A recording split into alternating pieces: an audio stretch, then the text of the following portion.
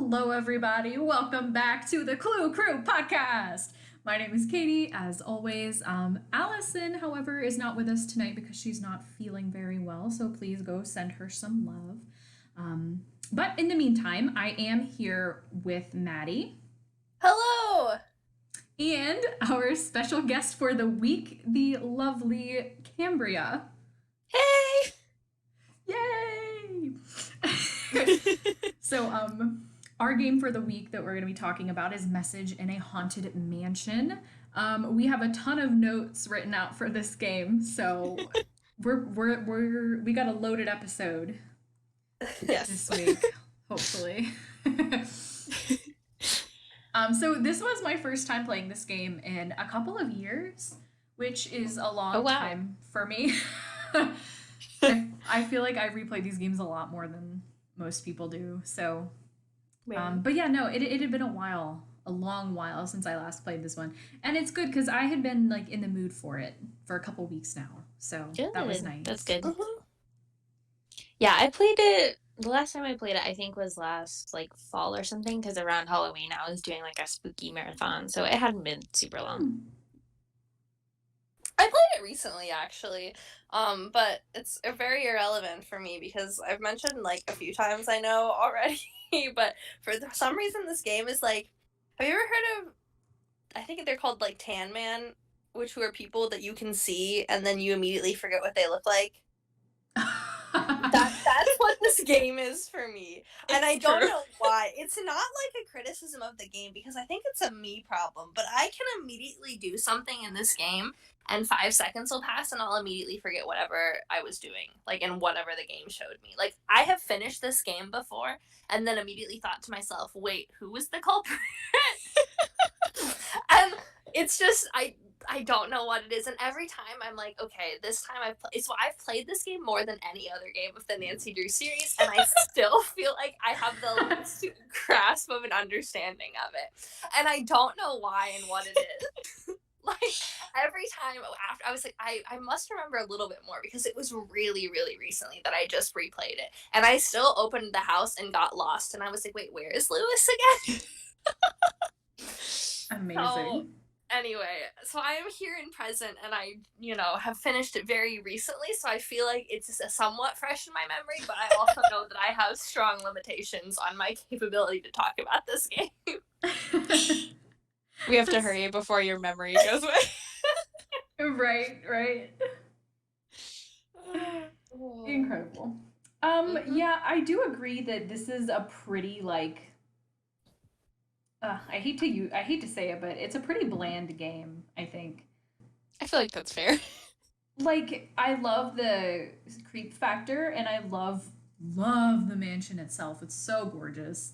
Mm-hmm. And I like the vibe and the theming of it, but as far as like the actual content within the game, there's not that much there. And like I'm willing to cut it some slack because I feel like this was the first game where Her Interactive kind of started to figure out what they were doing, you know what I mean? Right. Mm-hmm. They had like no hidden messages or anything in this one. Yeah. I feel like Secrets Can Kill was just hey, look, we're doing a thing. And then Stay Tuned for Danger was like, we're taking the thing to another level, I guess. Right. We're doing a little better. But I feel like this was the first one where they were like, okay, let's crack down and do this. You know what I mean? Right.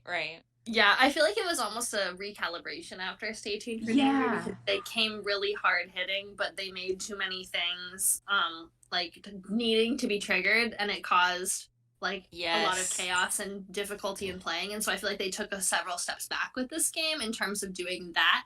But it also leads to like some confusion on how to trigger certain events if you want them to happen, even though they're optional in this playthrough.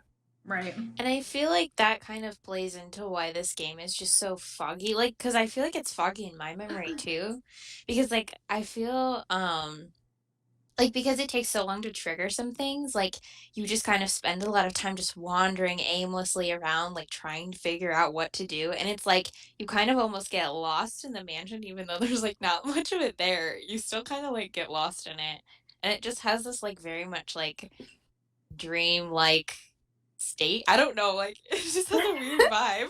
It is so crazy that you said that because this is the first game in the entire playthrough so far that I have wandered around aimlessly because I wasn't sure what I needed to do.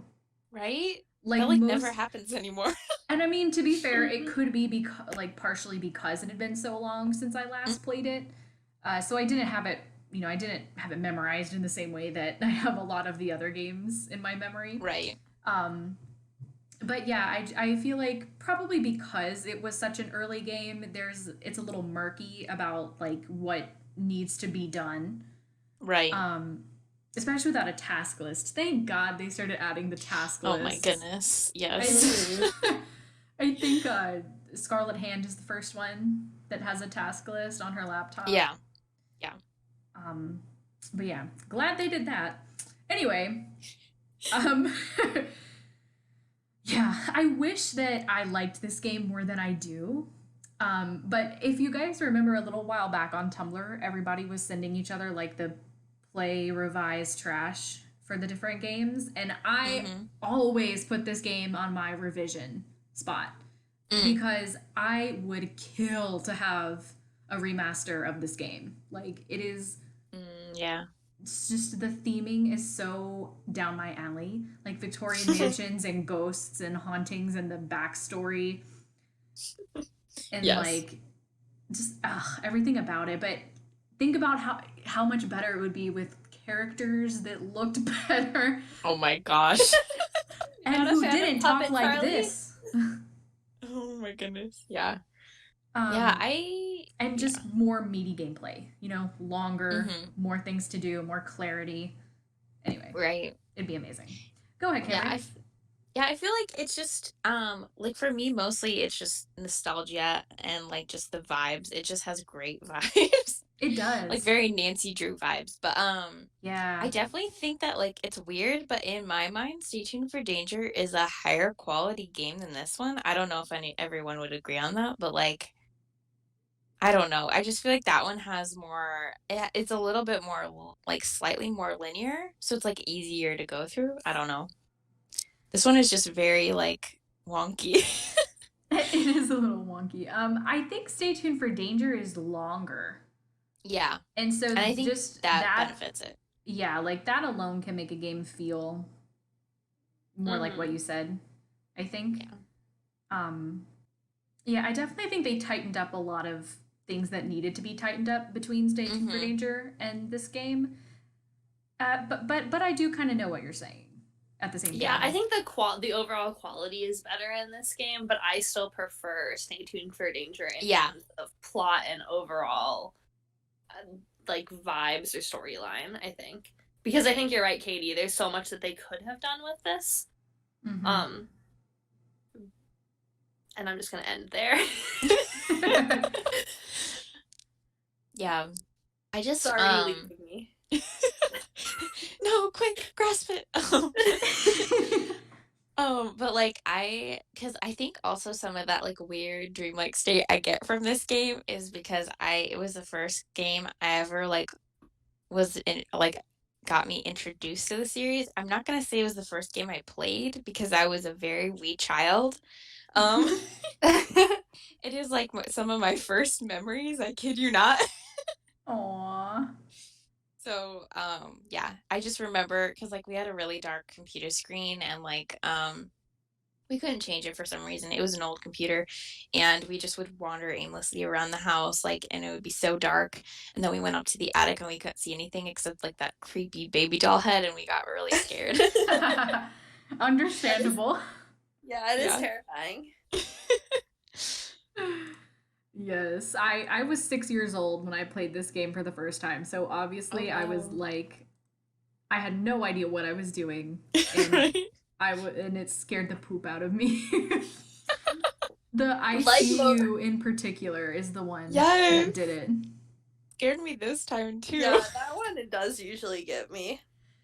Because it's so creepy because it sounds like someone's whispering in your ear like It's one of my favorite hauntings because of how effective it is, and so it's Yeah. and subtle. And it's the fact that it plays on that screen where you're like staring at like a portrait of a man, so it's like Yes. he's the one whispering it to you. Right. It's so creepy and amazing. But the problem with that one is that I'm a speed clicker when I play the games, Same. and so I always just like click, click, click, and it ends up playing like the soundbite plays when I'm already like at the top of the stairs, so I don't get the effect that I got when I was a kid. You know. Yeah. But still, I absolutely love that. I really do. It's iconic. The only haunting thing that actually spooked me this time was at the end of the game when you go to the top of the staircase and you hear the laugh. That's clearly Lewis's voice actor. That one scared the frick out of me because I didn't think I was at that one yet. Like, I knew that haunting was a thing and I knew it was coming because it was like at the end of the game. But I wasn't even on my last trip to the what's it called, the entry hall. Oh yeah. And so I thought it was just like, I thought that happened the very last time that you go out there. But so it happened before that, and I was like, oh my god. Because it's actually pretty loud. It is really loud. And like, the thing is like what I love is at the end of the game, how after everyone leaves, suddenly like way more hauntings start happening. So like my question is, did Abby just like loop them? I don't know. I didn't. I had like a different experience. They went off every single time I passed the location of them. I feel like this time, like especially the one that's the shadow and that walks by. Oh yeah, yeah. It happened almost every time I went down that path. The one that's like around the corner where Abby's room is. Okay, yeah.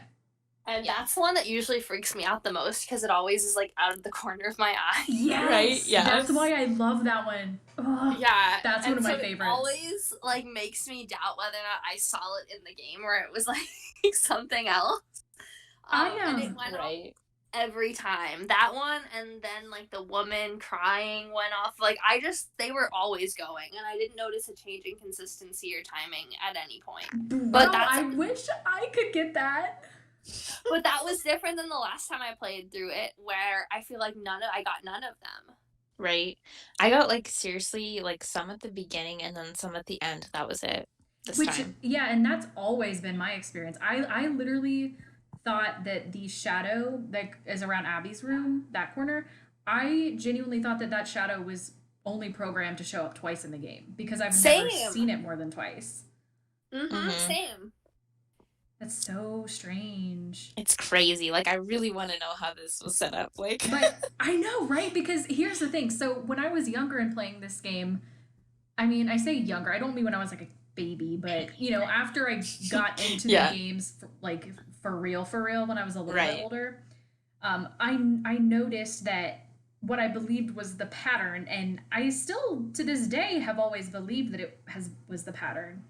But now I'm not sure if like what you said is legit, which I'm assuming it is. Like, I mean, again, the memory is foggy. I think there was one playthrough where I was just constantly getting like hauntings like that. Like they were like periodically happening and I was like, what is going on? That's great. That's what happened this time. It's very bizarre. I want to get one of those playthroughs. Like, so I feel like I was always like, no, I'm sorry. I'm talking so much, I feel like. I love the hauntings in this game. They're great. I've always said the pattern is that all of the hauntings happen one time, like in a round, right? So, and it's usually like before and right after you talk to everybody for the first time. Because I think some of them are not triggered until after you talk to suspects. See, I got some before. Well, I got some like a lot before I talked to Lewis, and like even before the seance, or like before. Sometimes they haven't happened until the seance. I did too. But the shadow that walks across the door downstairs into the hallway, I only got that one once, which I've usually gotten twice, but I couldn't trigger it for the second time, which was really weird.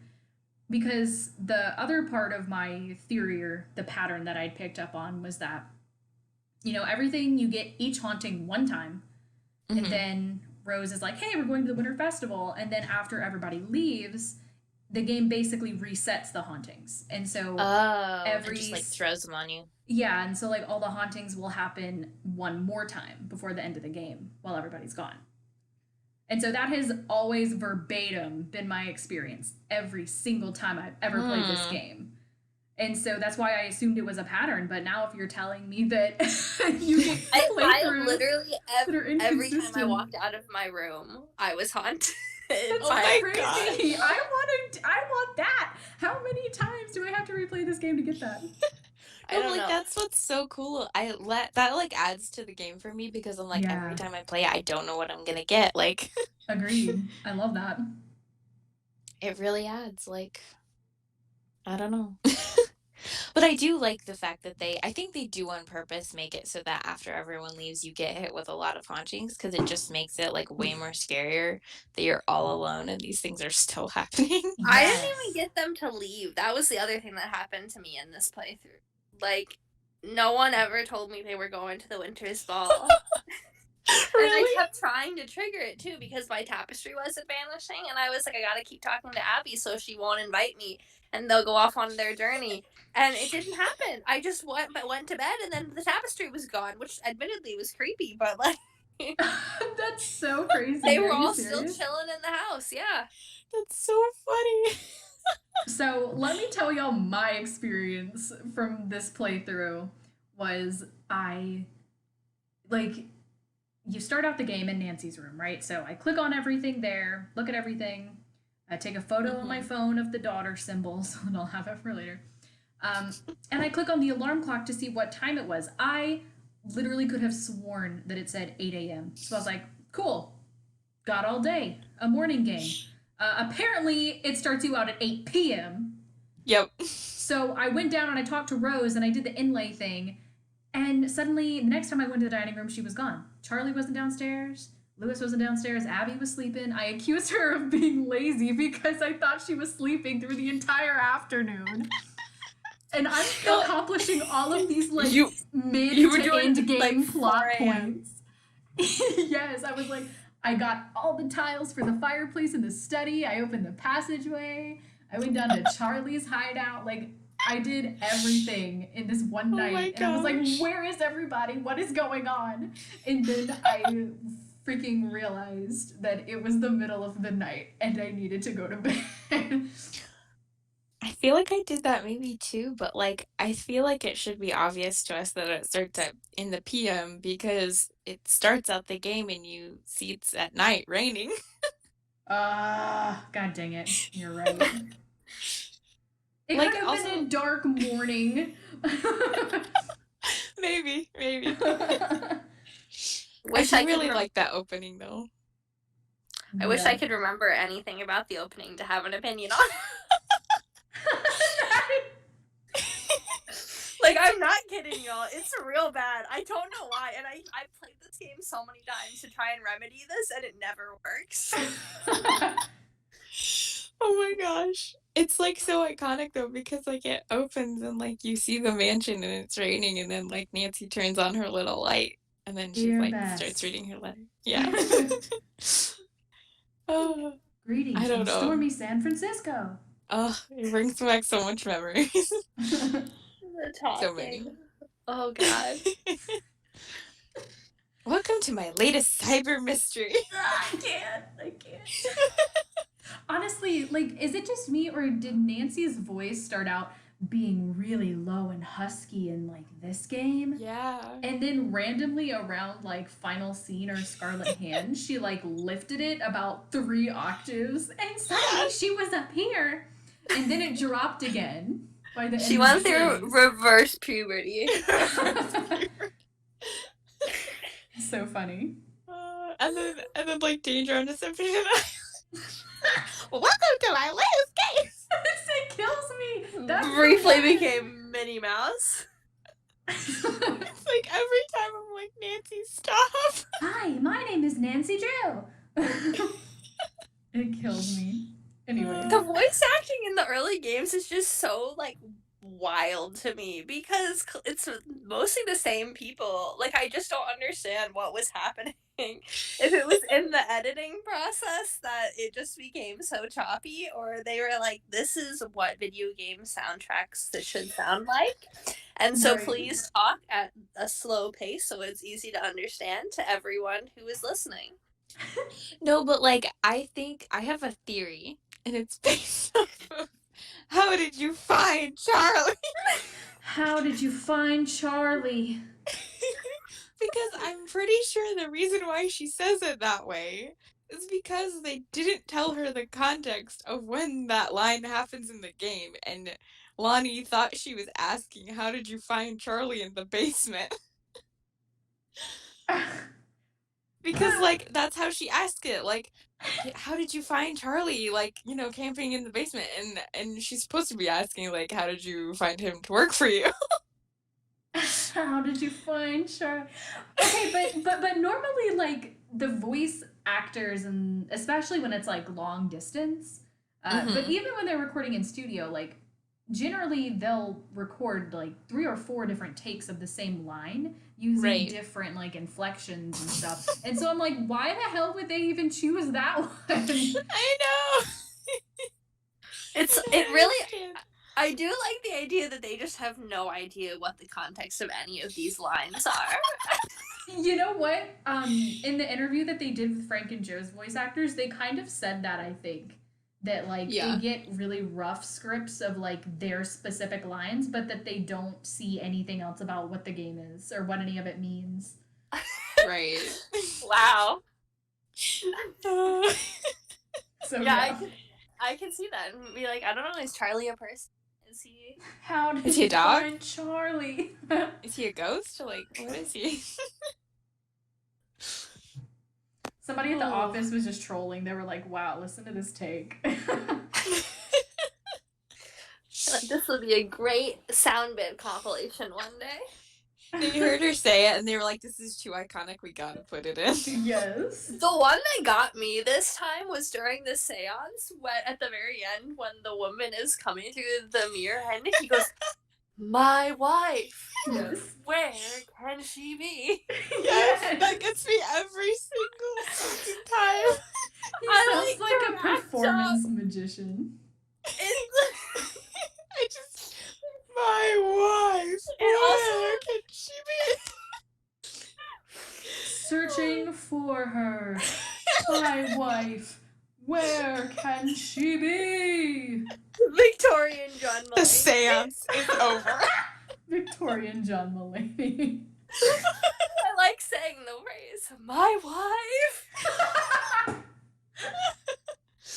My wife. Okay, but let's take a moment of appreciation for our queen, Lizzie Applegate. What an Yes. icon for her time. Wow. 10 out of 10. Much appreciate. I wish we actually learned more about her. Like, Yeah. it seems kind of like just this really vague, like, idea of, you know, Lizzie Applegate. This is who she was, and she lived here. It's like more that we get like a short biography about her instead of like actually who she was. I don't know. Oh, and Homegirl had some of the worst handwriting I've ever seen. Still to Oh this my day, gosh. cannot read any of the notes that she wrote. Like, I don't have a problem reading cursive, but, like, what is that? So there was a journal like in the attic that I only read for the first time this playthrough thanks to my sister Megan, because she was like, here, let me read this. And she actually read it and I was like, oh, I did not know this. Nice. But so basically, like, have you been able to read the journal in the attic? Because I think there's actually 2 things. There's like a letter and there's a journal. Because like there's the stuff in her desk and then there's just a random journal that's like sitting out. The storybook that talks about, like, the finding the treasure.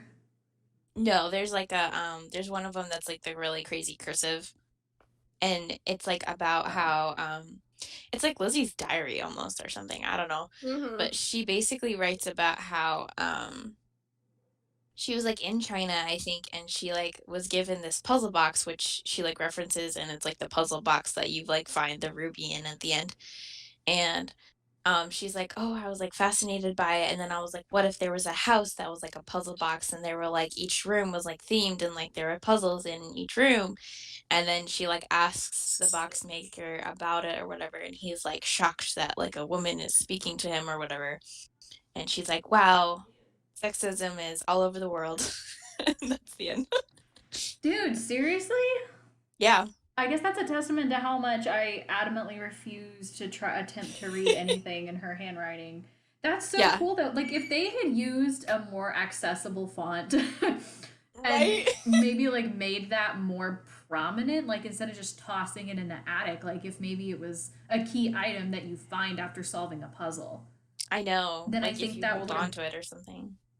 yeah, like I think that would have benefited the plot and it would have made her story feel a lot more relevant to our story. Yeah. Mm-hmm.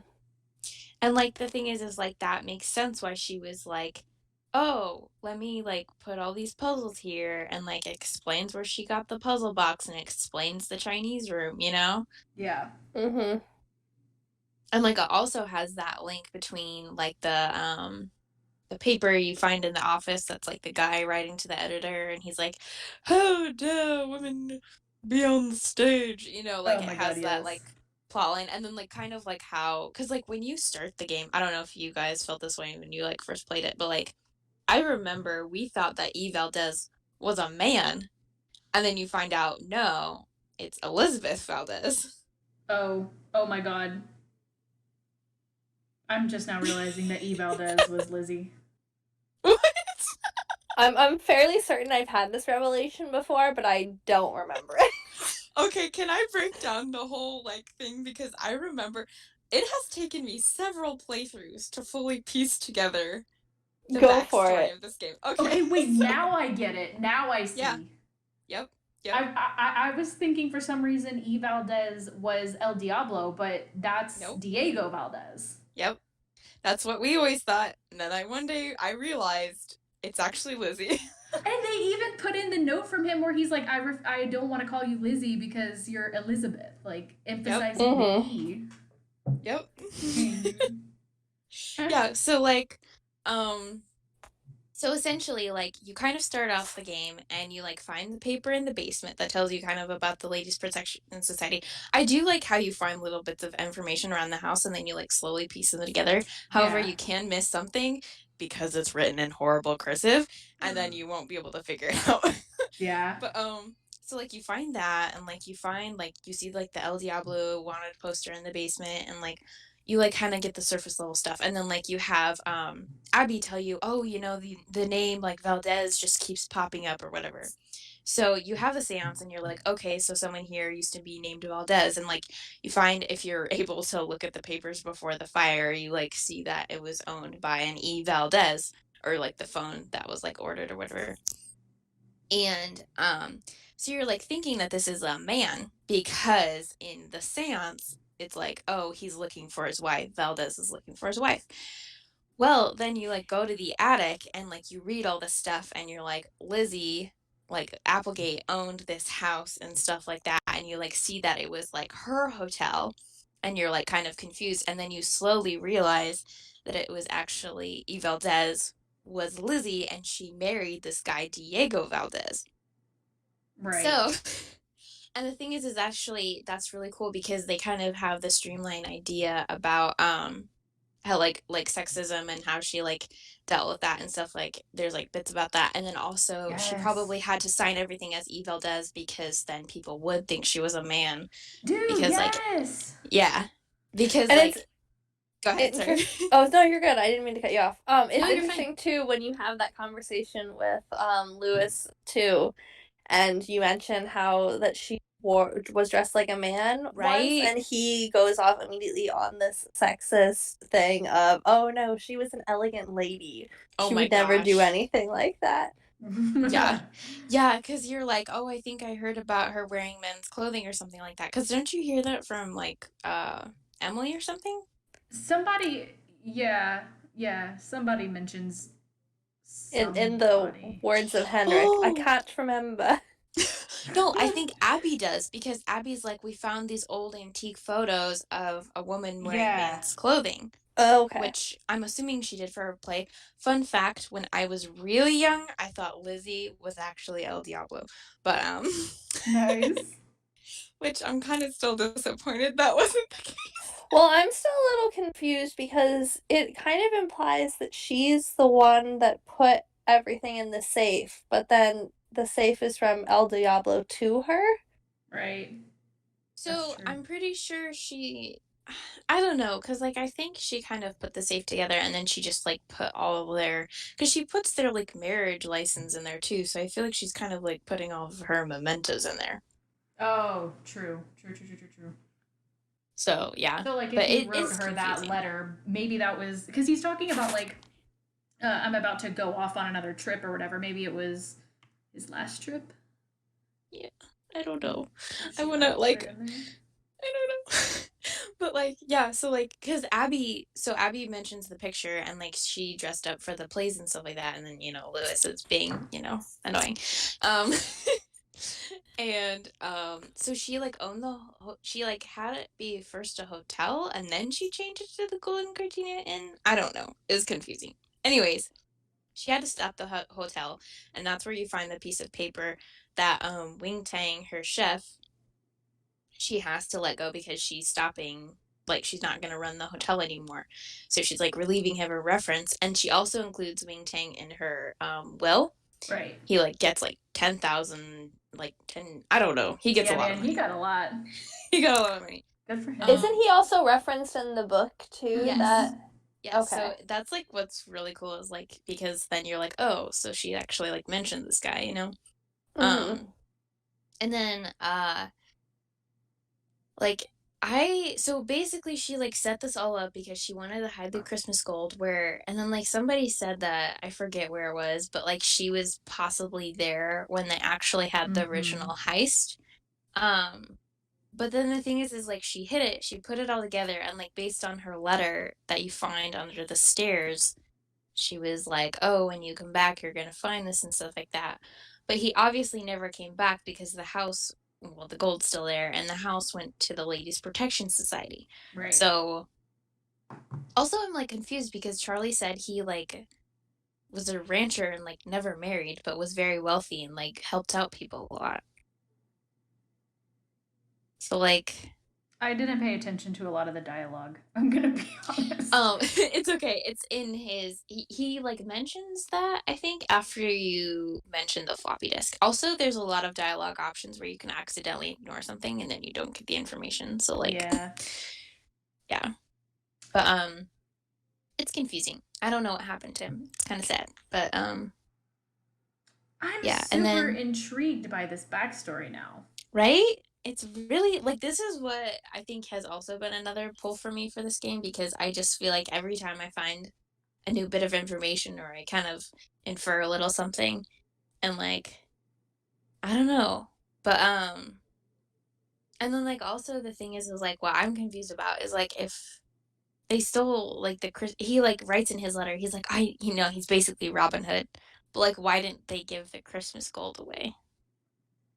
That's what confuses me. I don't understand who put the gold under the floorboards Because it and seems like why. it's Lizzie, but why would she leave it there for Diego if he was the one who stole it with her? Mhm. And Like I it's could not get like if they were hiding it for a quick yeah, or like he had to go away or something, but it's not clear. maybe like they stole it and then they were like he was a wanted man or whatever. So like she's like, okay, I'm gonna hide it. You go like run from the law basically or something like that. But like he never came back and she died. Right. Right, because there are the wanted ads too for it, right? Right. Which Nancy believes that $1,000 is enough to help Abby with and Rose with all their problems. Oh, But Wow. yeah, I don't know. that's It's so like cool. it is really cool, and like I think that's what is neat is like no one really knows except for all the documents you kind of find around. So like it has a very early stages of Francis and Dirk vibes. Yes. I think a lot of the early games did a lot of Yes. detective work stuff where you had to piece it together a little bit on your own, which I Yeah. actually really enjoy because it feels more like you're actually going around and solving a mystery yourself rather Right. than triggering event conversations.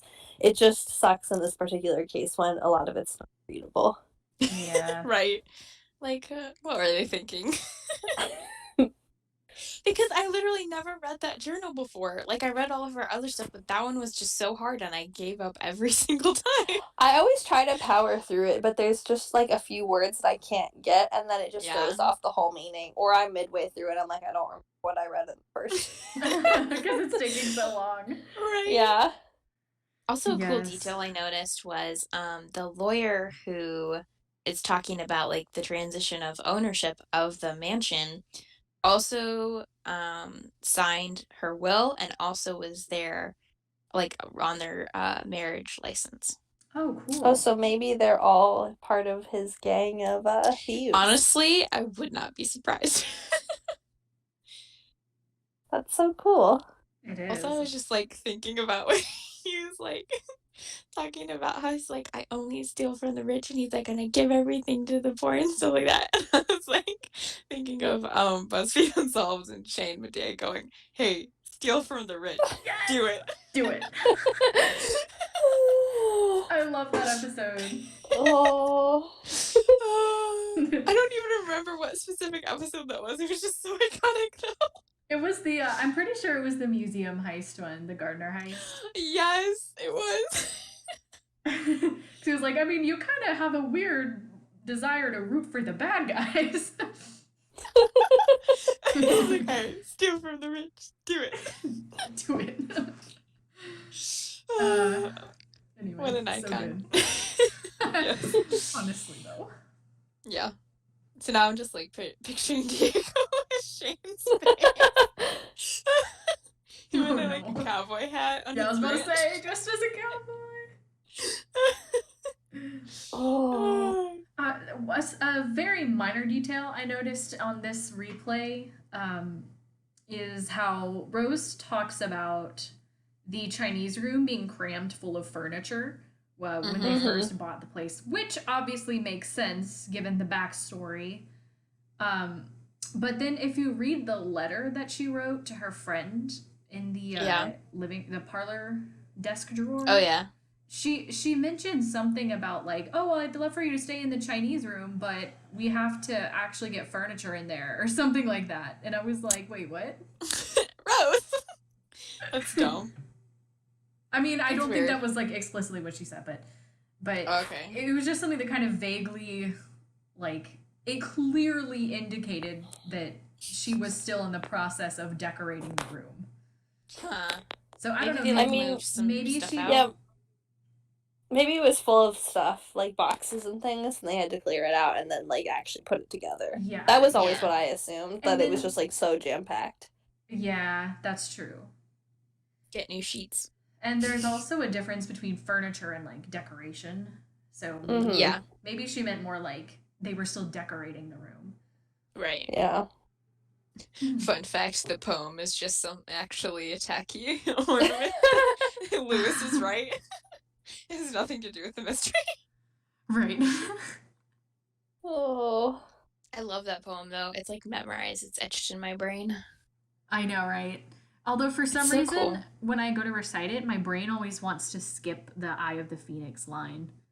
Yeah. Yeah, it's like always jumps over lines for me. It's weird. But like also, okay, I just really like that part of the game. Because I mean like I know they did that in like other games, but just like how you read the poem and it's like a really cool sounding poem. And then not only does it help you with the Chinese symbols, the Hanzi like all around the house, but then it also helps you with actually figuring out like the end of the game. Mm-hmm. I know. It's like that poem is a guidepost for the whole line. Yes. Ugh, I love it.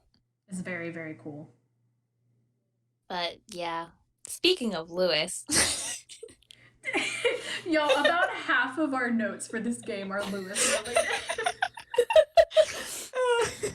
May I just say first off though, he wants to be Dwayne Powers, but he's not. Oh my god, you're right. This homie, listen. This guy he's like looking through a magazine one day, and he's like, oh hey, there's mansions full of gold around here. I'm gonna go find one. He somehow tracks this down, okay? I don't know how. Through his Lizzie Applegate information or something. He tracks it down, and he's like, hey, why don't I just come in here and work in my laptop all day long and not actually help you with antiquities like I told you? First off, just like side note, Rose and Abby should not be running a business. Like, They should not. the events of this plot and the fact that they had a man living in their basement and then another strange man wandered in one day and was like, hey, I'm an antiques expert. You should hire me. And they were like, yeah, sounds legit, and then hired him. Like, they are not people that should be in charge of any sort of bed and breakfast hospitality. 100%. They're It's way true. too trusting. What is going on? People just show up. Literally, two out of the 4 suspects, which please keep in mind that these 2 suspects are the only suspects that are not Rose and Abby. They both just showed up on their doorstep at different times, out of nowhere, very suspiciously. And they were like, hey, alternate motives. can I just be intimately involved in your renovation process, even though you have no idea who I am and I've never met you in my life? And both times, these women were like, sure, come on in. Two points. First off, they also defend both men when you're like, hey, I think they might be the cause of these accidents. And Rose is just like, no, I trust Charlie. He seems like a good young man. And it's like, he showed up at your house one day. What? Oh my god, you're so right. And 2, they turn on each other when you have that conversation that you can overhear at the staircase, where they both blame each other for the accident. Wait, oh my god, is that a thing? Yes, Yeah, there's an argument. Oh, I remember that now. I have not gotten that in years. I also have it, and I think it's because a lot of the times I turn my volume off. And so I don't, because it doesn't say that they're speaking. There's like no indicator. But I caught it this time. And they just start like yelling back and forth at each other, and like Rose blames Abby because she's like, maybe you're just like getting too involved in all the seance and witchcraft, and how do I know that you're not the one behind the accidents? And Okay, yeah. I and remember. Abby throws it back at. She's like, well, maybe you just have decided you're over it and want to burn this place to the ground for the insurance money. And it's like, y'all are really ignoring the 2 strange men. You just were like, yeah, sure, they're good young men, but you know what? My friend, who's also my business partner, a little sus about them. If you were suspicious about them, you shouldn't be in business with them to begin with. Yeah. Also, just like, let's talk about how they're just like, oh, a teenager that our friend knows? Sure, she can come. You know what? That's fair. There's a 3rd person that they were just like, yeah, come on in. Sure, why not? Why the hell And then not? she just comes. And they're like, Nancy, how dare you read a book in the library? Go home. Okay, I know we've gone way off with Lupus, but I need to rant about this fact because it makes me so physically angry. First off, that's a giant leap to take from Nancy saying, I read the phrase gumbo food. First off, in a house with a library full of books about Chinese Americans in San Francisco. Literally. To believe that it's only referenced in this one particular book is one whole ordeal in of itself. And he just is immediately like, yes, you were snooping through my briefcase. That's how you read it. Second of all, that book was not in your briefcase until like one day ago. I've been here for like a couple days now at this point, Yes. Mr. Chandler. Yes, And yes. I could have read it prior to it being in your briefcase. That's Oh so no, true. don't you give me this crap about like, oh, I was sneaking around my briefcase. You have no idea what I'm about in my day-to-day life, right? Third of all, why does Rose just take him at his... He's like, excuse me, yes, it is me. The man number 1, here to bring you a complaint that the youngin was in my briefcase, and I know this because they used a specific phrase that is in all of the books in your library, but it is also in the book that I stole from you and briefly had inside my briefcase. Oh my God. And they're like, you know what? Sounds legit, Nancy. Get the hell out of our house. Maddie, I am like dying. I'm sorry, I was so angry. No, but like you hit One of the every best point. things I've ever I'm heard. so mad. Oh. Like, and also the fact that you can literally just change that it's in a magazine, and he's like, okay, yeah, I'm sure she didn't read the same book as me. Right. I just like the fact that he tries to play it off as a lie. He's like, it means House of Books. He's so dumb. Like, he creates a gas leak. What else does he do? He makes the scaffolding fall, and he's like, let me just like blame this poor community college student that wears the same wrinkly shirt every single day. The other thing that's real sad is this poor broke college student with the wrinkly shirt that he wears every single day looks up to this man and is mentioned to you multiple times, and he's like, even Lewis says I'm doing a good job. Like, This poor boy.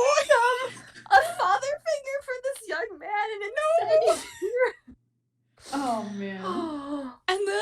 And like Lewis, okay, his face, whack, his voice, whack, his shirt, whack. Okay. I'm crying. I am The way that he talks. I am I'm sorry. convinced that they only drew half of Lewis and then just mirror imaged it, because it works out too well. Anybody who's listening, go take a screenshot and mirror image half of him, and you won't notice a difference. It doesn't matter where you do it on his body either. Just do the eyeball; it still looks exactly the same. Do it That the full body, explains it. still looks the same. Like, what's dumb is that would have been an easy fix if they would have put his pupil in the middle of his eyeball and mirrored it, then he would have looked fine. Instead of in the corner. Wow. And why is it all the way on the other end of the eyeball? Why not like closer to the center? Like, Exactly. He's straight up staring in two opposite directions. He's like that box you get from the smugglers in Secret of the Scarlet Hair. I was just saying, you need to. The Maya loved and would dangle beads to encourage. That's all it is. He just wants to be like the ancient Maya.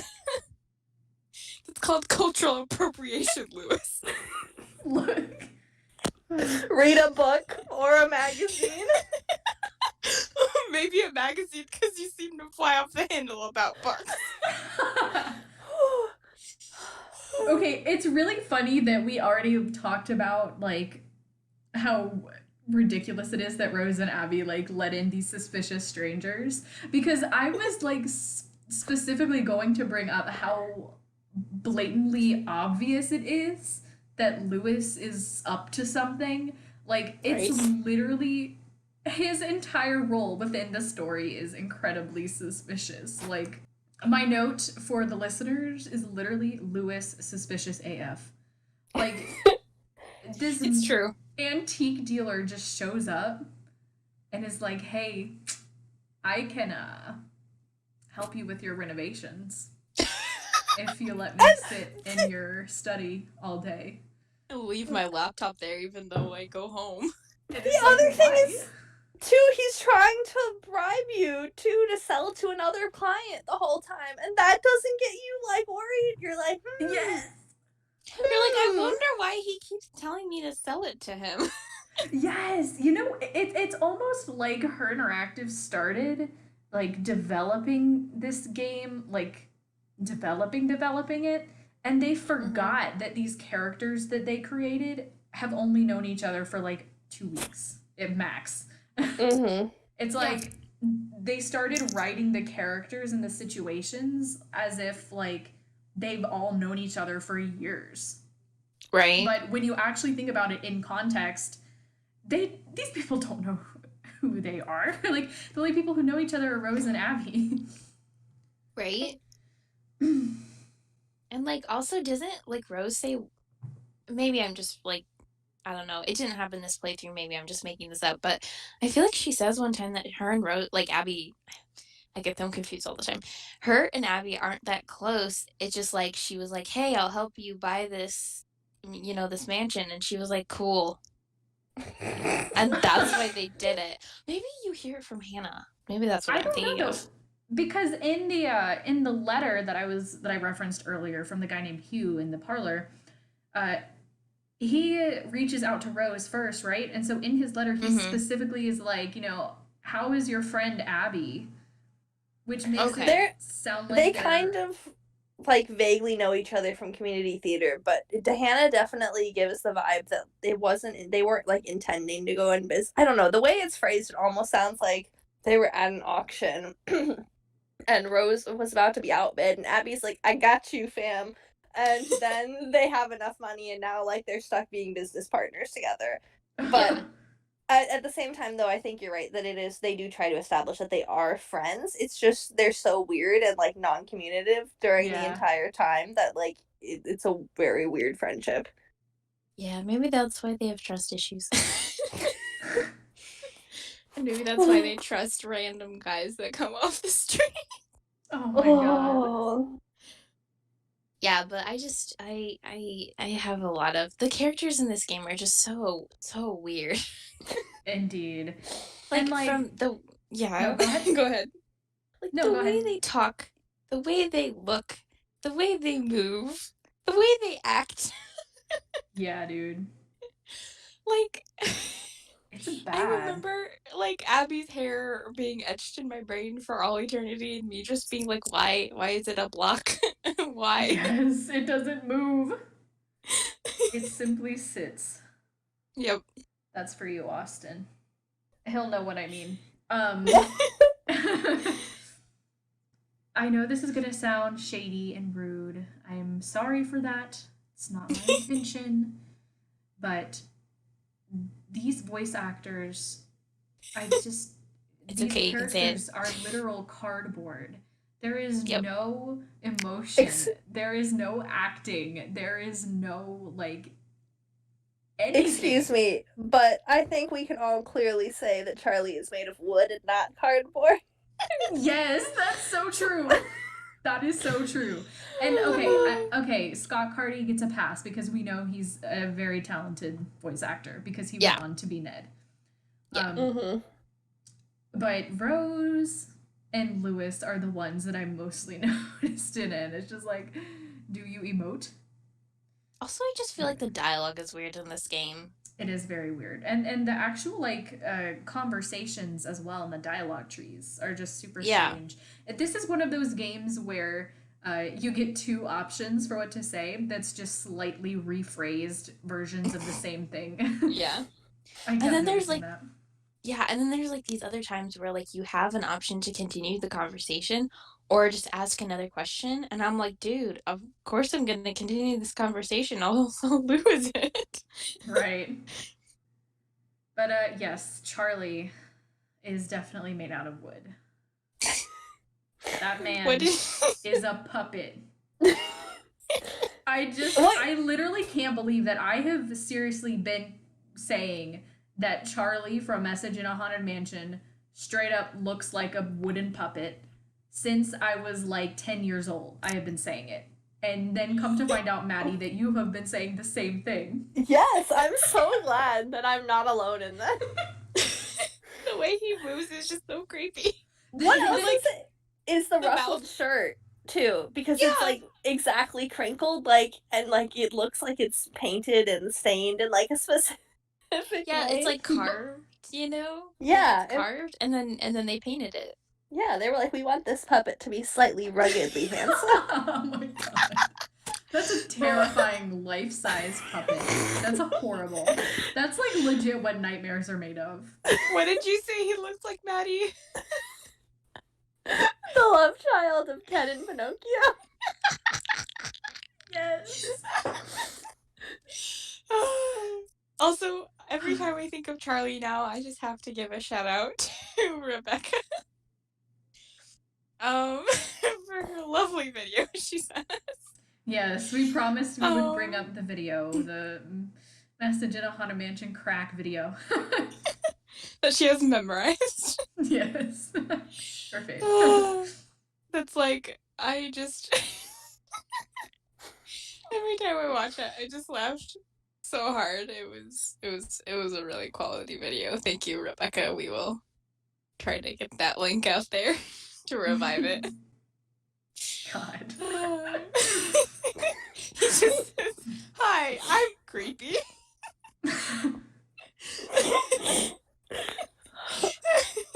He does look creepy though. Like he does. Yeah. I think that in a remaster he would not look creepy. Unless I think that he could be an attractive character with better Yeah. graphics. Yeah. However, he looks like a puppet. And it's mostly, listen, for me, the main puppet thing is his mouth corners. Yep. It's the mouth. Yeah. The corners of his mouth are so defined. And It's so weird. yes. Mhm. And his entire jaw, like, moves up and down when he talks. It blows my mind that they did not create this character thinking that he's supposed to be a puppet. No, that's what I it looks like. absolutely agree. The entire time you're talking to him, you're like, I am uncomfortable. Someone's hand is clearly moving your mouth up and down. Yes, weird. So actually, the reveal was originally going to be that instead of him living in the basement, he was going to be a puppet Oh my god. controlled by Lewis. Can you imagine how much scarier that would be? Terrifying. That's why The he's causing ori- all the accidents. This is the original script of Message It On This to is me. the original script. Put it down in the Tone books. down. My other Didn't make the theory cut. was, my other theory that was that why Wolf of Icicle Creek, one of the characters, either Yanni or Ollie, was actually a werewolf, and that's why the wolf is causing the accident.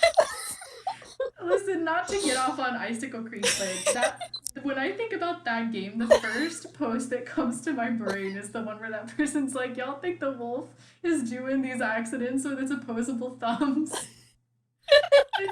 Yes. It gets me every time. That post is iconic and what I think about every single time. Yes! Yeah, but So funny. and like I feel really bad for Charlie, just like as a character, and I think he's really sweet, and like I feel bad for him, but he just looks a little janky. Agreed. That pretty much sums up my feelings. It's interesting from the leap from Stay Tuned for Danger to this one because I definitely think the animation styles improved substantially, but it's almost like it improved, but just not enough. So you're caught between this hyper realism and like slight puppetry vibe, and it's the combo that makes it so. Like Stay Tuned for Danger, you're just like, yeah, Arlen, you are not an attractive and like 3D model. Like it just looks very much early 90s graphics, and this one you're like, just uncomfortable. Yes. Slightly wrong. Yes. Okay, but random. I feel like I don't remember when they actually got like better, but like even though in Last Train to Bloomin' Canyon and like the area around there, the characters just looked kind of weird. I feel like the animation, like the looping animation for the characters, is actually like pretty good. I don't know, like their movements just seem more realistic. Like even though you can tell it's looping, like the way like Lori moves or like the Hardy voice, they just seem like they are more real people. Yeah, I agree. It's less Their whole robotic. jawline doesn't move with their mouth. They don't like extend an arm like a robot and then fling it out to the side and then put it back on their lap. They don't move their head back and forth like a chicken. Rose. Rose loves bobbing her head. Yep. And also, like, what does Lewis even do? Like, I don't even remember any of his animation. Does he have arms? He does. They're folded in front of him. And I know this because I spent a long time on it today flipping him. And I also flipped his shirt, and that also works too. you mirror image that, he's still so like he's just perfectly symmetrical, and his hands are like not folded but like holding onto each other in the middle of him. Gosh. I don't know He why is that holding his own description hand. is funny. He's Also, holding can we? his own hand.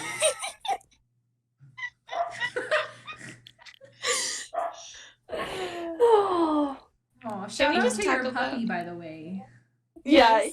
he always makes a guest appearance. We love it. Yes. I want Also, to go ahead and sorry. No, you're fine. You're good. But I just want to go on the record and say that this game is one of two that I desperately want to create my own nonprofit remaster of. Do it. If I could. I don't know the legalities there. Just at least write it. Like, rewrite it. But I want to make it. I want to do this with Message in a Haunted Mansion and, of course, Midnight in Salem. Those are the two that I genuinely feel the most inspired. Do it. Anyway, Infiltrate if anybody your has legal information onto whether or not I could get away with that nonprofit, please let me know. The But not anyway. message in a haunted mansion. Right. Just like Just like, okay, not to keep going down like crack rabbit holes, but also to keep doing that. Why is it Message in a Haunted Mansion when the only message you really get is that one like slid note under the door in like black highlighter Sharpie mark? And it honestly feels like they developed the game, right? And they had already picked out their title.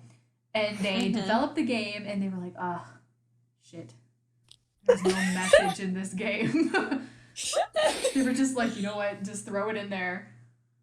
Mm-hmm. Also, Which I is- just really don't know what Lewis was trying to accomplish with that, but Exactly. okay. That's the other thing. Like that, you've already tried to burn the house down to the ground. like Nancy really, I mean, I guess she did turn out to be a threat, but like, why does he think she's a threat? Well, He's he just does really have incompetent. that newspaper clipping in his briefcase about how she was a detective, and so I figure that he was trying to get rid of her before she caught. Whoa, I never put that together.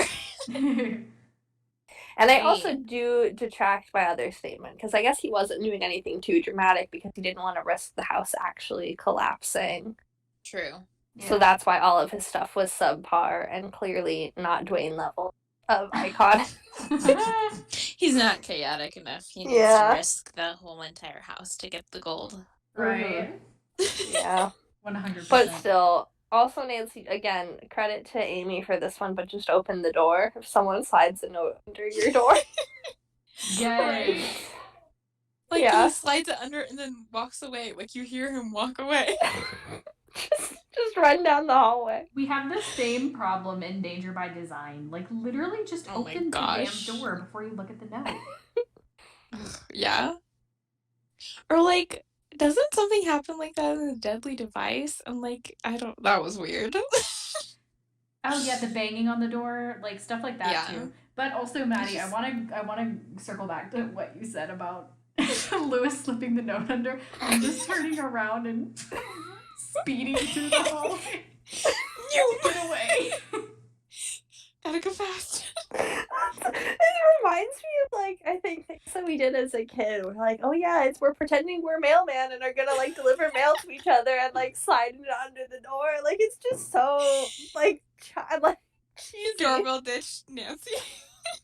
Like not even the house, just her bedroom. Like went up the Yep. stairs. Like, Yes. he makes it so obvious that it's one. Like, why would he do that? Why wouldn't he, like, pretend to mail her a letter?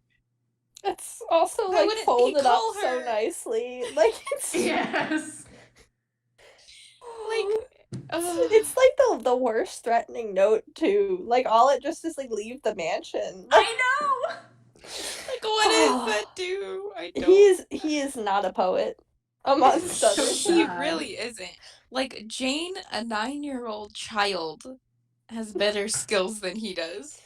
Oh, Is she? No, wait. She's like 12 or I something. need How like old a is she? villain off now. Yeah, she's 12. Yo, we need to make that. That'd just be hilarious. But Make like, what? only Dwayne would win. Some kind of villain off between Oh. all of them. Well, I'm still good for a Dwayne Powers versus Jake Rogers rap battle. Oh yeah, I forgot about that. Well, like I also want to write a Tumblr post about like the parallels between Nancy, Jake, and Sunny and how they fall at different ends of a spectrum. Yes, please. That sounds amazing. I'm still disappointed no one has engaged in my genius, dumbass, dramatic, Ned-like scale where I was ranking villains. I spent a really long time on this and What? put like 4 of them on. I'll find it. And Find it and back send out. it to me. This is unrelated. Oh my gosh. Anyway. Yeah, but Oh.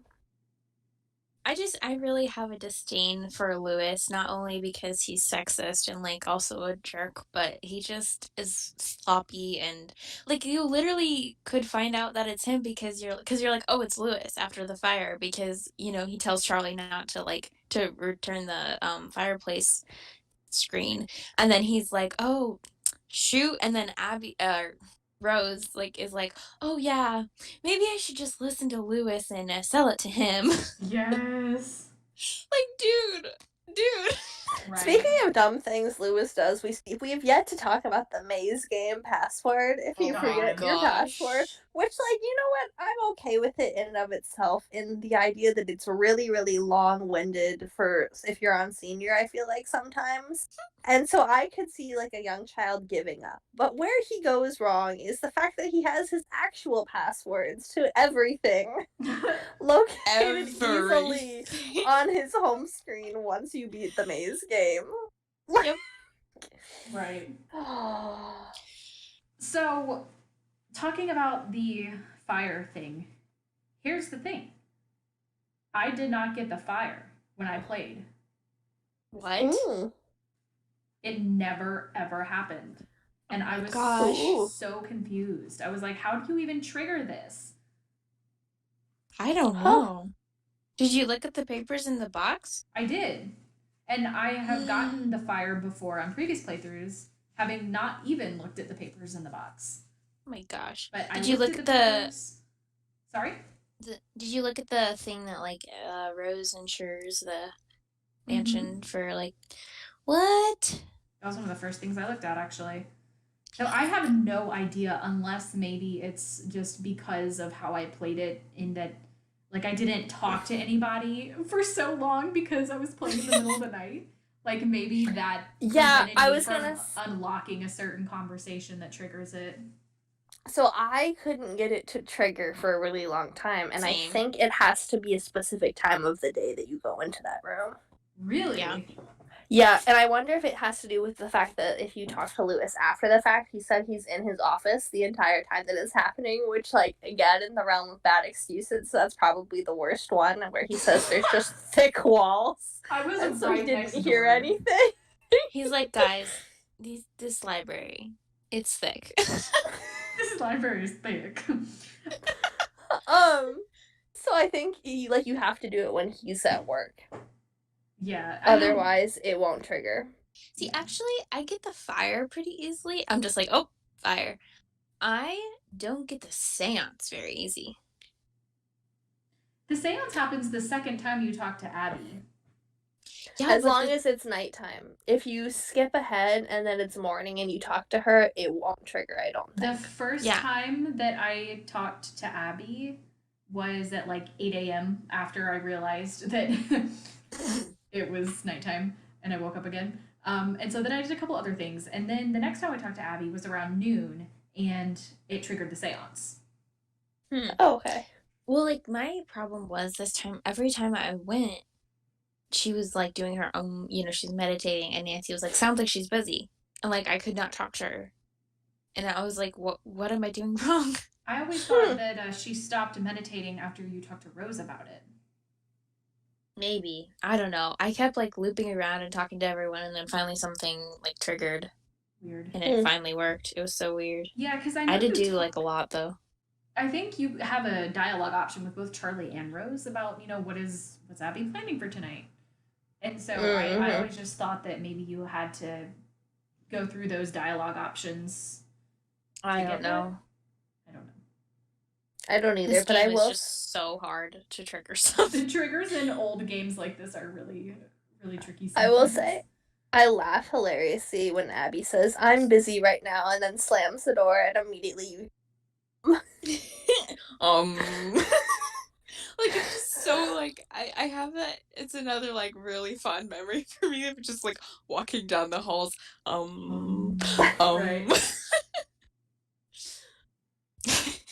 The other thing I wanted to bring up that is not related to anything that we've been talking about is that I feel like this game could have ended, like, real early if you read what happens on the banister. I had never noticed this before, but when you write his name in the banister and it turns, it spells out Diego Gold, like, false floor. I think I think it's Coin's false floor. Oh yeah, coin false floor. And I'm like, if you have that intel, I feel like I would immediately be like, hey, something's under the floor. Nancy just goes and pries up like all of the floor. Yeah, like I mean, there's a solid emblem, and This is true. especially if you have the poem-y thing This where is it true. talks about a phoenix. Like, especially because the ending doesn't do anything other than shine a light on the phoenix emblem. Yeah. Also, like, I have to, like, imagine, like, if they had that eye in there the whole, like all the time, like, would the sun just be constantly shining there? Blinding people. All day. Yeah. Actually, that was a time lapse, and Nancy has to wait for the certain time where the sun shines through. Through the light, yeah. That's why it slowly goes, do, do, do. Sped up for our benefit. Yes. I love how at the end of the game, Nancy gets she gets all hopped up on her newfound fortune, acting like these coins are all hers now. She's like, we can't keep them, but I'm gonna be counting them. I'm like, Nancy, are you gonna be like pocketing them? Like, what's happening? I wrote out the exact word for word, like the first line that she writes back to Bess, and she's like, I'm just about finished with my renovation work and counting out all of those gold coins. It's like weird flex considering you're not gonna get to keep them, but okay. She's like, the real culprit was me all along. I was trying to find the gold for myself. Yes. Oh. I feel like I remember Article Funk had a headcanon a long time ago where he was like, what if every game was like Nancy was the villain?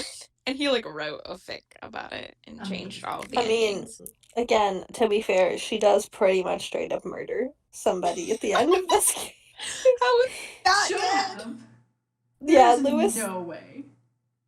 I mean, at the very least, he has multiple broken ribs and potentially some internal bleeding. Yes. Charlie's not the puppet he is. That's why he's not dead. Dun dun dun! Oof. I love that, like, she just is like, this is an acceptable solution.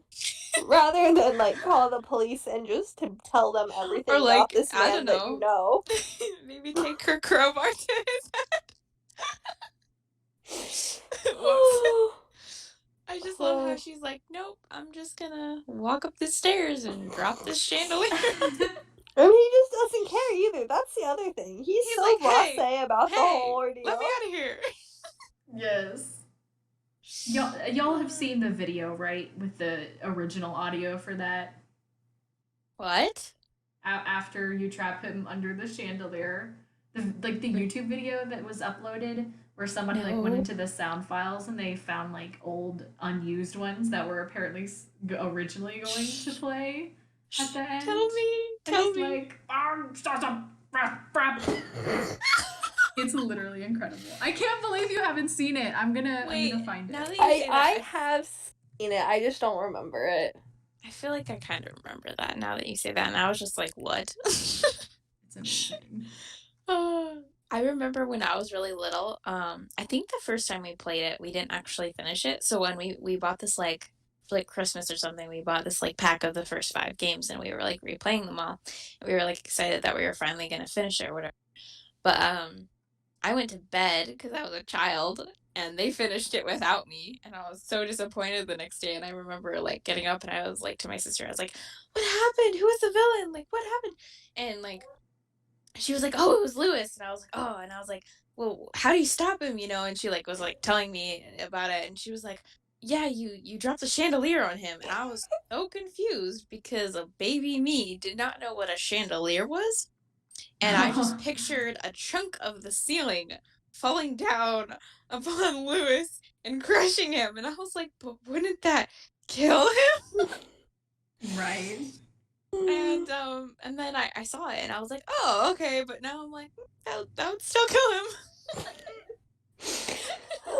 Especially because it's got like those glass angly bits hanging from it. Like, oh. Also, doesn't the chandelier look like, I mean, I guess this is just how these things work, but like it looks way smaller up at the ceiling and then when it crashes down on him, it's like massive. Yes. I noticed that this playthrough, the chandelier when it's hanging does not look anywhere near as large as I thought it was. I'm like, that is a massive ceiling. For real. Which again just adds to the whole fact that when it finally hits him, it's going at like a larger velocity. It's gonna do more damage.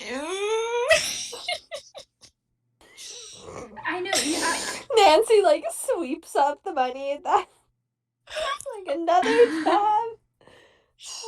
Let me go count these gold cards. Let's Rose, go bury Lewis in the backyard. how dare you kill that nice man? You are not welcome here. Oh my god. He did nothing wrong. Okay, but like, it was really funny though because I was like, I also think it's really interesting that you can call Hannah in this game because you can't talk to her in any of the other games. I had like forgotten that you can talk to her. And there's this one conversation you can have with her where she's like, oh, yes, Rose really likes him, you know, Lewis. And Nancy's like, oh, is there something more to this that I'm not seeing? And she's like, oh, no. And What? it's really funny. I know, it's nasty, but it's really funny because apparently in the book, I know this because of Argofob's review of it, Rose and Lewis, like, start dating. Lord. Oh. Cursed And- knowledge. Yeah, and I'm like, they probably were just like referencing that. Probably. Yeah. And she's like super betrayed. She's like, how dare you? And he's like, no, Rose, I still care about you, even though I'm evil, trying to get the gold for myself. Okay, but to be fair, it's very easy to slam Lewis, but he does have one of the most iconic parting lines as a villain. You know what the difference is between him and Wayne? It's just he's straight and to the point. He doesn't bother with any like poetics or semantics. He just says, So leave the long, mansion. So long, losers. His insults never surpass that of a kindergarten playground. He's a simple man. Oh, simple man of expensive tastes. Can we also talk about the time when Nancy's like, tell me about your antique store? And he's like, it's a gallery, not a store. It's not a store, it's a gallery. I'm like, okay then. He's got very specific tastes in just a few things. Right. He's just like so freaking snooty.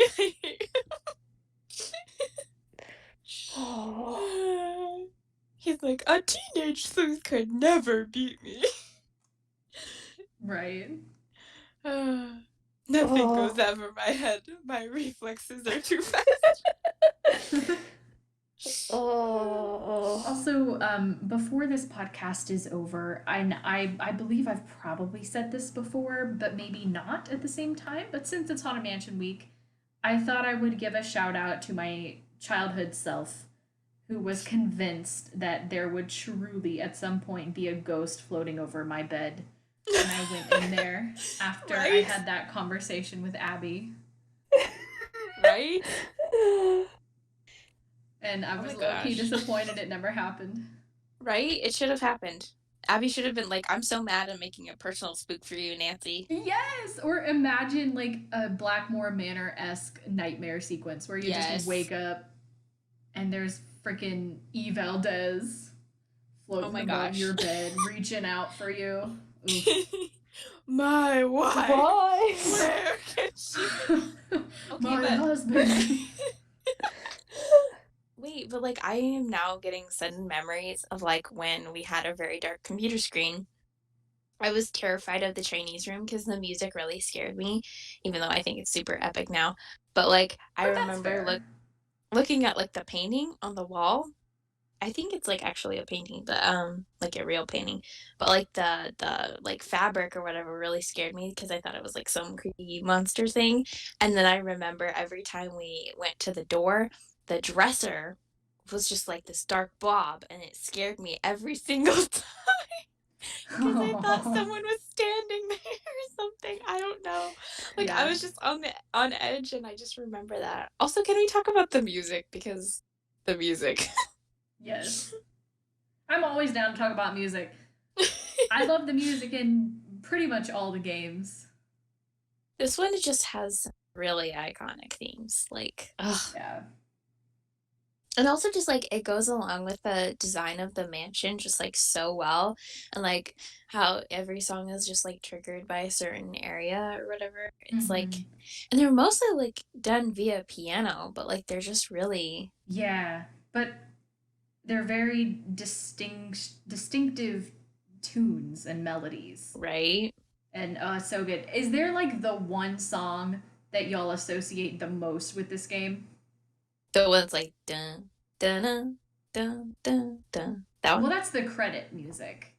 Yeah, because that one's titled A Message in a Haunted Mansion. There's like a lot of them. Which, by the way, is my favorite track on this from this game, and I'm so Yes. sad that it's only used in the credits, but I Right? also understand why, because it's kind of a weirdly thematic tune to have like just jamming in the There's background. because there's also like there's entry and there's parlor and there's study. I'm trying to remember. Yeah, so when I think about this game, and I think it's because this is the one that plays probably in the most areas, Mm-hmm. I think it's entry. Yeah. The Yes. Yes, you're Like, right. That's the that's one I the associate one. most. Yes. That's Yeah, the one that I same. think of the most. with It's this just game. so spoopy. I love it. Ah. It just has a great like Nancy Drew spooky mystery vibe. It's perfect. It is. Also, like I love Saloon. Like when you go down there, it just Very- has like Very great. underrated. Yeah. It's a good one. And then like Steady, I just call it the Lewis theme because it just I don't know. Which It's one? great. I'm trying to even think of which one is Study. It's I mean, pardon my horrible imitation, but it's like the one that's like that one. It's like over and over. Yeah. It drives you nuts. It kind of like reminds you of like Jaws or something. I don't know. Yeah. That. The Lewis theme. That's fair. Yeah. I can't like it's so hard because like when I hear them, I recognize them. Like, but like, what was Parlor again? Parlor is probably the second most iconic to me. Yes. Yes, yeah, that's the one I also associated with. Yes. Like I just feel like all of the music and like even just Chinese or like Abby's room is just they're very good. Yeah. I think the one thing is like replaying this game, I'm always excited to explore every area and then it just happens so fast. So I feel like if this game was longer and it was a little bit more like planned out, like you couldn't go into a certain area, like because you can go into Abby's room as soon as she's not there. I feel like they need to wait a little bit and then like Mhm. have it be like later so that you don't get to go in there right away. Yeah. I mean, pretty Also, much all of the key plot points can be done within the first like 24 hours, yeah, and that which kind is of something I bothers found me. out in this last playthrough. Yeah. Also, question. Do we think the mansion is actually haunted? I love this question. I always love this question because I always root for things to actually be haunted every time. I know Right. everyone is very pro ghost on this podcast, which is Me. not usually my vibe, but I respect you all for it. Because, like, I don't really believe ghosts, actually, but I like them to be in stories. I don't know. I think the thing is the vibe I get is, like, obviously a lot of it is Abby, but there are some things, like the freaking phoenix head, that Right. she could not do. There's a few things in there that she could not do. Like, the blinking eyes. I don't know how she did that. The That's shadow. that portrait, though. I thought, because isn't it like a fake mirror? It's That's not a fake where mirror, though. it's not a No, mirror, because but that's where the eye holes are in the passageway. so someone's watching you? Yeah. I assume that Abby spends a lot of her lurking around. That's true. And, like, going in these passageways and blinking Abby. and doing other things. Abby just chilling. Wait, in the is it back the passage. picture? Okay, so it's the picture over the fireplace. For some reason, I also remember one of the pictures on the stairs blinking at you. Yeah, I just assume that, I don't know, but I'm also, again, like, I'm a big fan of having, like, a person, for the games in particular. Like, I enjoy having an explanation just because, like, that's kind of the fun part of it for me personally. But I definitely can see how, like, there are some that are a little out there. I like imagining that Nancy, like, because from Nancy's perspective, there's always like a reason, but then like there is like actually hauntings going on there. Like there's a supernatural world, like that Savannah sees that like she does not. Mhm. So like I get the vibe from this game that there are just like a few things that you can't explain, and I don't think it's actually Lizzie or Diego. Like it doesn't give me that vibe. I feel like it's something else. Oh, something, huh? Yeah, and I don't know what it is. Like, it's just there's something off about like the vibe in the mansion, Ugh. and I'm just like, I don't know what it is. Oof, that is yikes. Spoopy, right? Yeah. Brings a new perspective, that's for sure. Because I'm like, the only thing is, why do the hauntings keep happening after Abby is not there anymore? The only way would be like if she has it on constant loop, but like the thing is like But we already saw that, she had the two-way mirror, she had cameras. So mm-hmm. she didn't have it on autoplay before. She was clearly having to scout and watch the hallways to wait until she saw where we This were. is true. Before she like did something. So it makes no sense that she would really I mean, unless she has a couple different setups. Right, Maybe. but why would she not just be using the better setup that allows her to not have to do anything? Like because like it doesn't make sense. Is she just opening up her closet and like pushing a button and then it like plays on the speaker? What the vibe I got from the closet though is that that's a recording place where she makes the tapes that then she puts in places to play them. Really? Yeah, because that's if you bring the tape forward and you play it through that, like that's a and like if you look, it's recording equipment. Like that, there's a microphone there. Yeah. And then there's like slots to like add your own sound effect. So I always assumed that she was making them and then like attaching them to the speakers that you can find in the vents, or they're hooked up to something that she can then play them for. And that's why you hear the same thing in every time.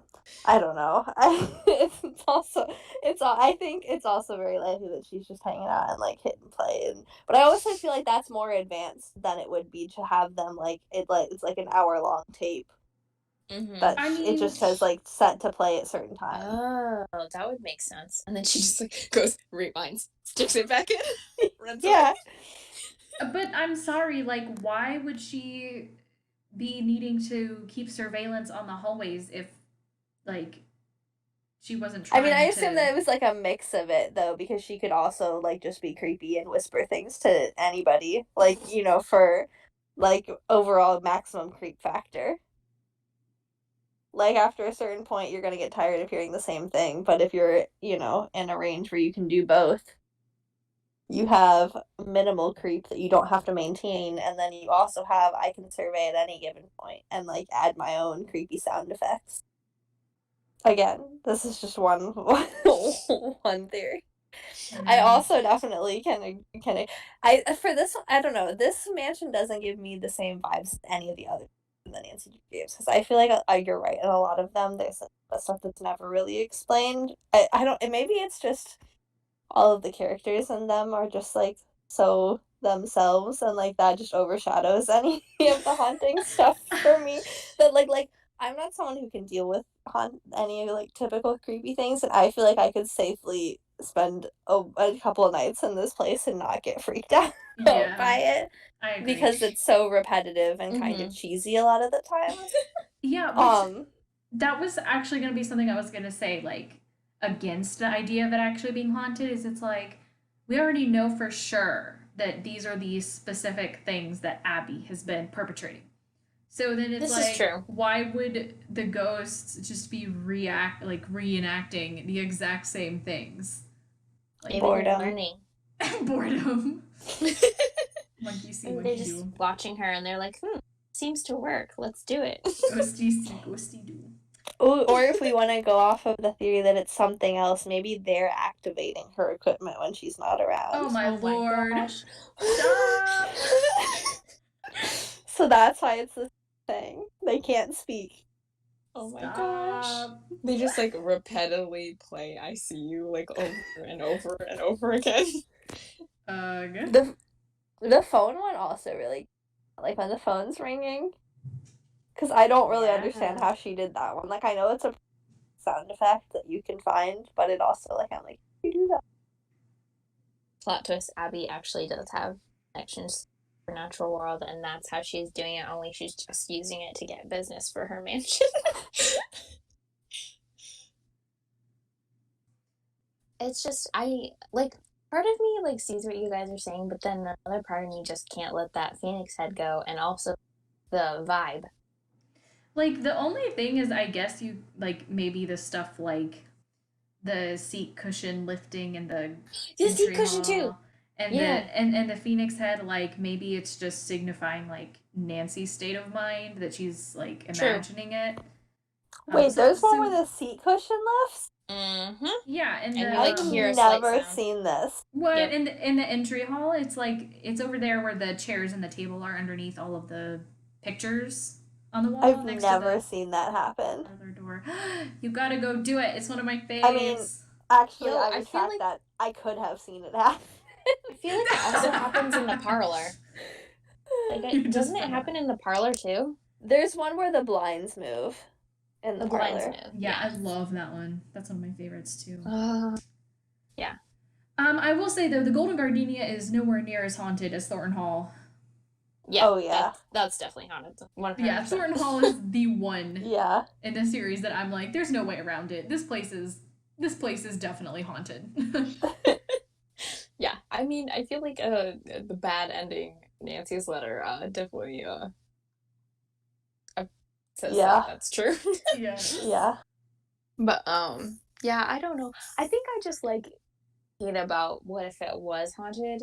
Like, me too. Because also I just feel like sometimes there's a difference between like fake hauntings and like feeling that it's fake, and then just like bad vibes you get from places. Right. I have like, I don't believe in ghosts, but I have definitely gotten bad vibes from places in real life, and I'm just like, nope, leaving. Yeah, that's fair.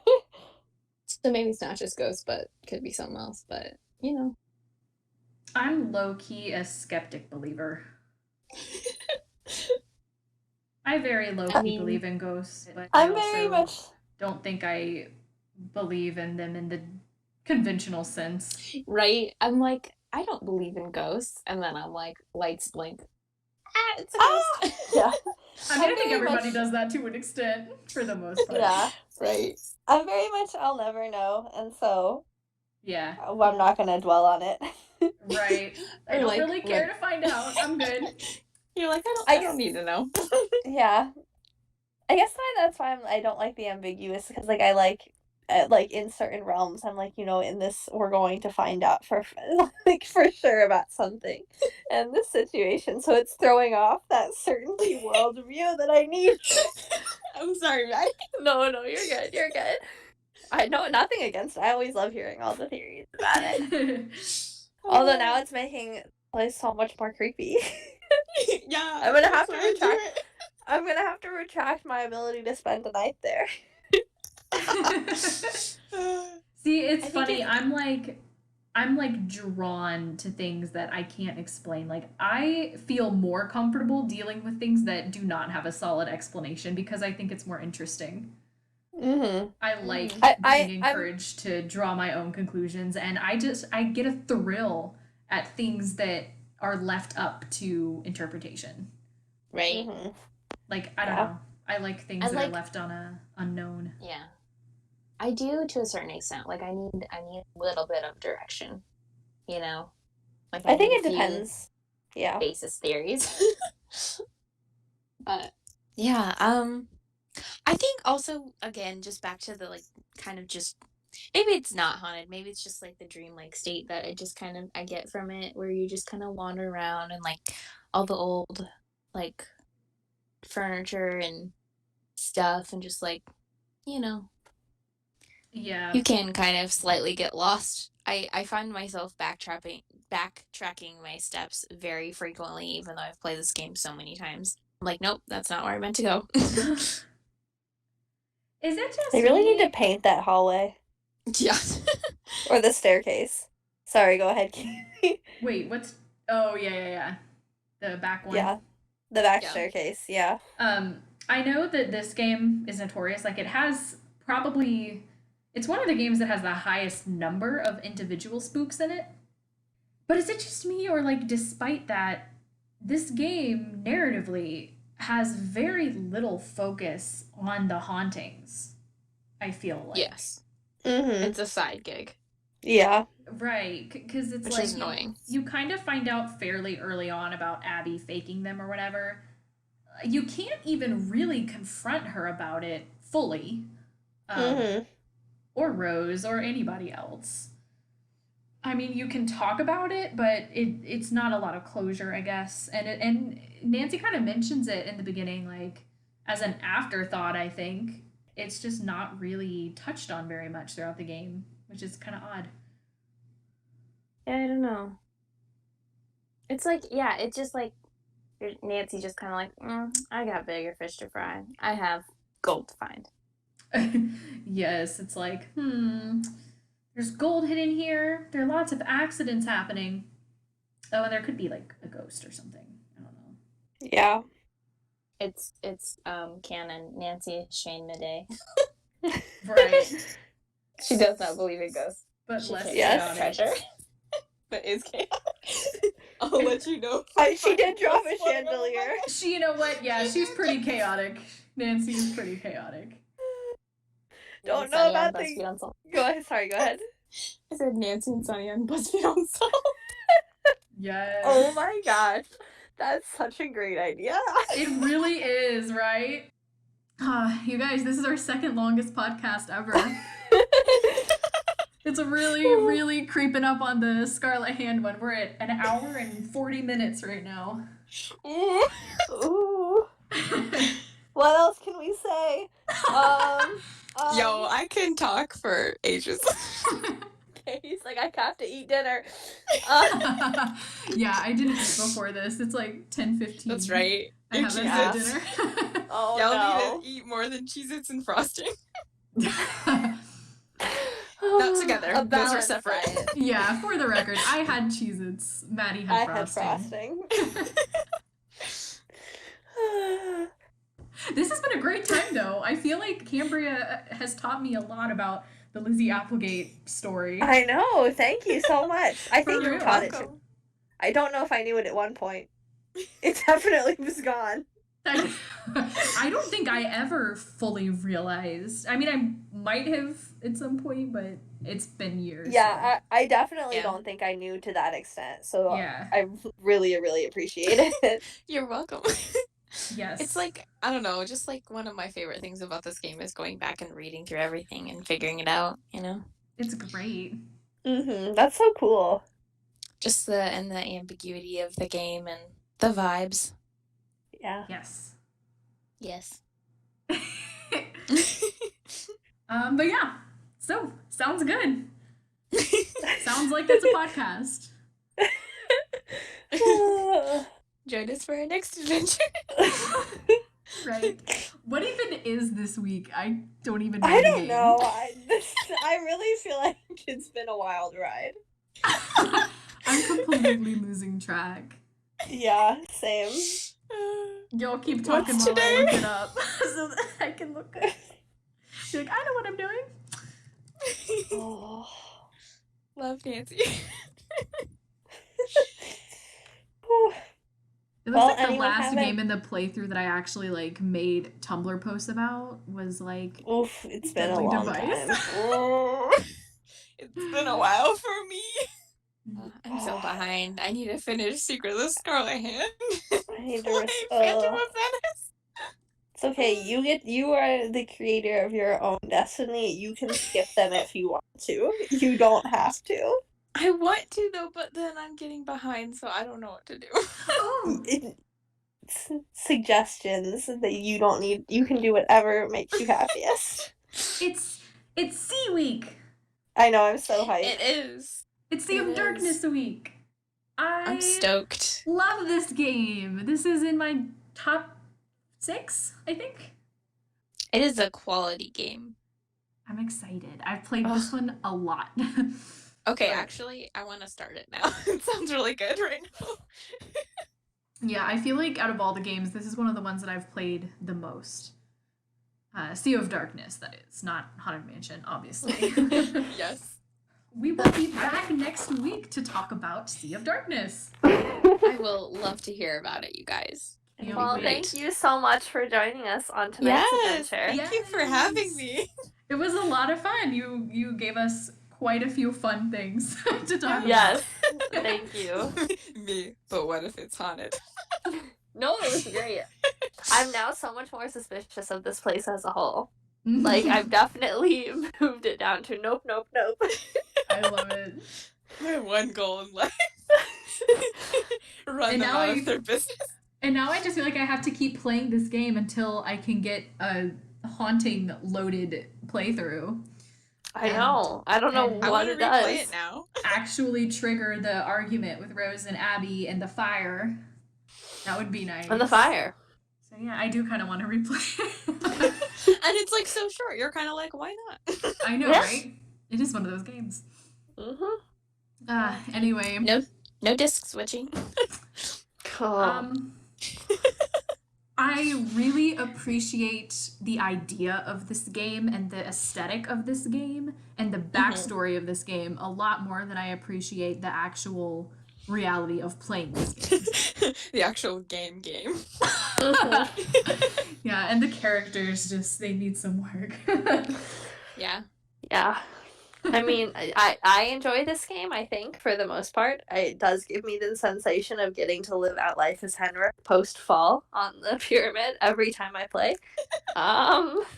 Honestly, it's mostly gone from my memory. I'm hoping that after this conversation, it'll stick a little bit more this time. But, like, I feel like y'all should just quiz me, like, 3 questions, and maybe I'll get 1 right. Oh man, In a week, and we'll see. But it's, again, not the game. I really enjoy quite a bit of it every time I play it. It just doesn't stick, and I don't know why. Maybe I should be more concerned about that. That's so funny. I mean, also I just got the idea. I want to draw Sunny June notes if he was in this game. Yeah, let's do it. He also showed up at Rose's doorstep and asked her if he could help her. The only trustworthy man that was fired. Actually, I feel like this would be the one time that he wouldn't lose his job. That's why he's not there. Yeah, I don't know. I mean, Rose does fire Nancy for reading a book, so who knows? Minette or Rose? Lord. More temperamental. Right? A real question. But she doesn't. Oh, anyway. It's fine. It's fine. Laddie, are you okay? I'm walking off. Walk it off, Drew. Just walk it off. Well, it's been so nice talking to you all. Yes. It has. It has. This has been great.